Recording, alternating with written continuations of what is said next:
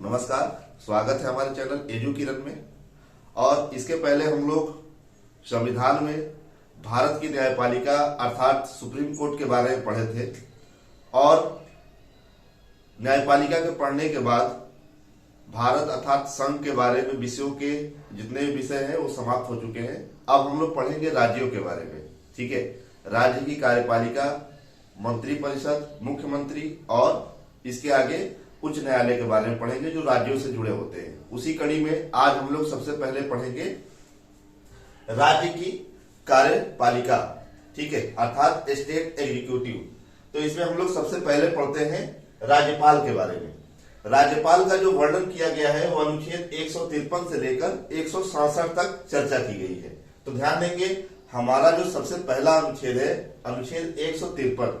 अनुच्छेद 153 कहता है कि प्रत्येक राज्य में, भारत में जितने भी राज्य हैं उस प्रत्येक राज्य में एक राज्यपाल होगा। ठीक है, और एक राज्यपाल दो या अधिक राज्यों का भी राज्यपाल हो सकता है। उसके पास अतिरिक्त राज्य का कार्यभार सौंपा जा सकता है। ठीक है, तो यही बात अनुच्छेद 153 में बताई गई है।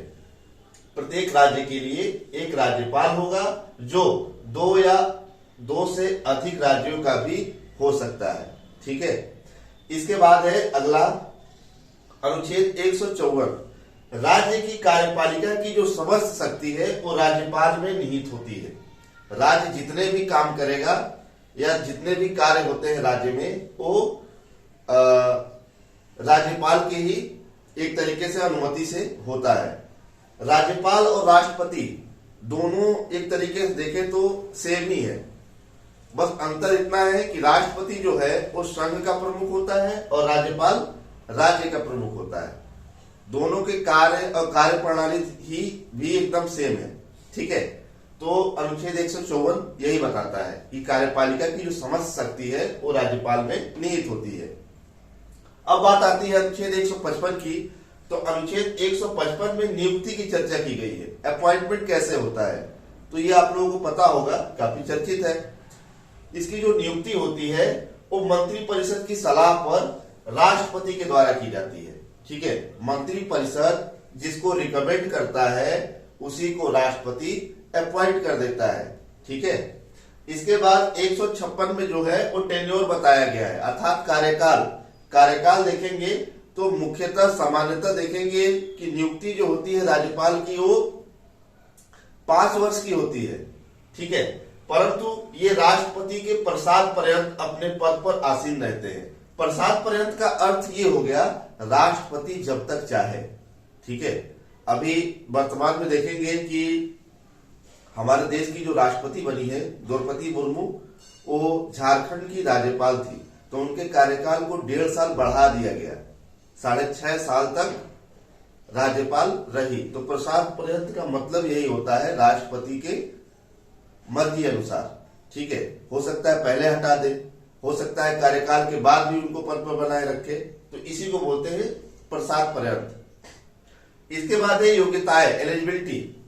एलिजिबिलिटी क्या क्या है भाई, तो ध्यान देंगे सबसे पहले वह भारत का नागरिक होना चाहिए। ठीक, इसके अलावा उसकी न्यूनतम आयु जो है वो 35 वर्ष होनी चाहिए। इसके अलावा लाभ के पद पर ना हो, ऑफिस ऑफ प्रॉफिट, लाभ के पद पर ना हो। और चौथा जो है विधानसभा सदस्य बनने की योग्यता रखता हो। इन चारों शर्तों को जो पूरा करता है वो राज्यपाल बन सकता है। ठीक है, उसके बाद अनुच्छेद 158 है। अनुच्छेद 158 में राज्यपाल के कार्यालय के शर्तों के बारे में बताया गया है। तो इसमें सबसे मुख्य विषय यही है कि राज्यपाल को वेतन कितना मिलता है। तो ध्यान देंगे, राज्यपाल को 3.5 लाख रुपए प्रति माह का वेतन प्रदान किया जाता है। ठीक है, इसके अलावा सरकारी आवास। ठीक है, और साथ ही साथ ये भी इसमें इंक्लूड किया गया है कि किसी भी परिस्थिति में उसके वेतन और भत्तों में कटौती नहीं की जाएगी। इसके बाद है 159। 159 में ओथ के बारे में बताया गया है कि राज्यपाल को शपथ कौन दिलाएगा। ठीक है, तो ध्यान देंगे राष्ट्रपति को शपथ दिला रहा था भारत का मुख्य न्यायाधीश, तो राज्यपाल को शपथ दिलाता है जिस राज्य का राज्यपाल होगा उस राज्य का मुख्य न्यायाधीश ही उसको शपथ दिलाता है। ठीक है, तो यही चीज है कि शपथ के बारे में राज्य के मुख्य न्यायाधीश द्वारा राज्यपाल को शपथ दिलाई जाती है। ठीक है, इसके बाद है राज्यपाल की शक्तियों के बारे में। तो ध्यान देंगे, सैन्य शक्ति जो तीनों सेनाओं का प्रमुख होता है, आपातकालीन शक्ति अनुच्छेद 352, 356 और 360, और मृत्युदंड को क्षमादान की शक्ति। इन तीन शक्तियों को छोड़कर शेष सभी शक्तियां राज्यपाल को प्राप्त है, जो राष्ट्रपति को भी मिला है। ठीक है, शेष इन तीन शक्तियों को छोड़कर, सैन्य शक्ति, आपातकालीन शक्ति, मृत्युदंड को क्षमादान करने की शक्ति, ये राज्यपाल के पास शक्ति नहीं है। बाकी शेष वही सेम शक्तियां है जो राष्ट्रपति के पास है। ठीक है, इसके बाद है कार्यकारी शक्ति।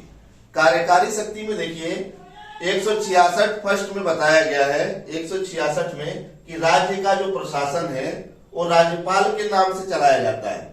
ठीक है, और साथ ही साथ इस बात को ध्यान रखेंगे, जब राज्य में राष्ट्रपति शासन लग जाता है तो प्रशासनिक व्यवस्था को पूरी तरीके से राज्यपाल ही देखता है।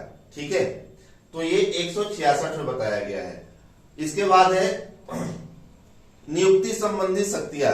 नियुक्ति संबंधी शक्तियों में ध्यान देंगे, वहां प्रधानमंत्री की नियुक्ति राष्ट्रपति करता था, ठीक उसी प्रकार से यहाँ पर मुख्यमंत्री की नियुक्ति राज्यपाल के द्वारा की जाती है। ठीक है, और मुख्यमंत्री के साथ साथ एक मुख्यमंत्री का मंत्री परिषद होता है।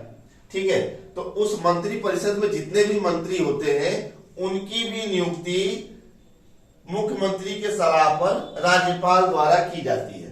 ठीक है, तो यहाँ पर दो चीजों को ध्यान देंगे, मुख्यमंत्री और उसका जो मंत्री परिषद होता है उसमें शामिल सभी मंत्रियों की भी नियुक्ति राज्यपाल के द्वारा की जाती है। इसके अलावा अन्य नियुक्तियों के बारे में देखेंगे तो राज्य का महाधिवक्ता, जिसको हम लोग बोलते हैं एडवोकेट जनरल। एडवोकेट जनरल होता है जो राज्य सरकार का विधिक सलाहकार होता है, विधिक अधिकारी होता है। ठीक है, इसके बाद राज्य निर्वाचन आयोग का अध्यक्ष, ये दूसरी नियुक्ति। तीसरी नियुक्ति जिला न्यायाधीश, डिस्ट्रिक्ट एंड सेशन जज जितने भी होते हैं प्रत्येक जिले में, उनकी भी नियुक्ति राज्यपाल के द्वारा की जाती है। इसके अलावा राज्यों में जो पब्लिक सर्विस कमीशन होता है, राज्य लोक सेवा आयोग, उसके अध्यक्ष और उसके सदस्यों की नियुक्ति भी राज्यपाल करता है। और विश्वविद्यालय, राज्य विश्वविद्यालय, ध्यान देंगे, जितने भी राजकीय विश्वविद्यालय हैं उनके उप कुलपति की नियुक्ति राज्यपाल के द्वारा की जाती है। उप कुलपति क्यों लिखा है? क्योंकि कुलपति जो है वो स्वयं राज्यपाल होता है। ठीक, इसके अलावा ध्यान देंगे, प्रत्येक राज्य में तो विधान परिषद नहीं है, परंतु 6 ऐसे राज्य हैं जहां पर विधानसभा के साथ साथ विधान परिषद भी चलता है। तो उन विधान परिषदों में 1/6 सदस्यों की नियुक्ति भी राज्यपाल करता है। ठीक है, अनुच्छेद 168, जिस प्रकार से राष्ट्रपति संसद का अभिन्न अंग होता था, ठीक उसी प्रकार से राज्यपाल जो है राज्य विधानमंडल का अभिन्न अंग होता है। ठीक है, ये अनुच्छेद 168 में बताया गया है। ये हम लोग विधायी शक्तियों के बारे में पढ़ रहे हैं। इसके बाद अनुच्छेद 174, अनुच्छेद 174 ये कहता है कि राज्यपाल द्वारा ही विधानमंडल का सत्र बुलाया जाएगा, सत्रावसान किया जाएगा और साथ ही साथ विधानसभा को भंग किया जाएगा। ठीक है, जब विधानसभा को भंग करना हो या सत्र बुलाना हो या सत्रावसान या अर्थात सत्र की समाप्ति की घोषणा करना हो, ये सारे कार्य राज्यपाल ही करेगा। ठीक है, और यही सारे कार्य संसद में राष्ट्रपति भी करता था। इसके बाद है 175, अनुच्छेद 175 में बताया गया है विधानमंडल में राज्यपाल का अभिभाषण।